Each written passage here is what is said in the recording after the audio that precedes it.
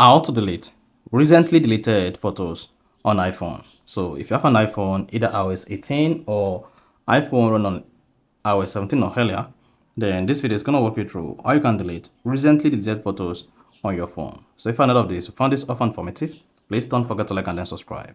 Now the first one to do is go ahead and open the Photos app on your phone. Then once you open the Photos app, you want to scroll down the page, just keep scrolling on iOS 18, keep scrolling until you get to Utilities, and then click on it. Once you click on Utilities, under Utilities you see Recently Deleted. You can see that. Then click on that and then confirm your Face ID by clicking on View Album. Then once you confirm your Face ID, you should see all your recently deleted photos like this.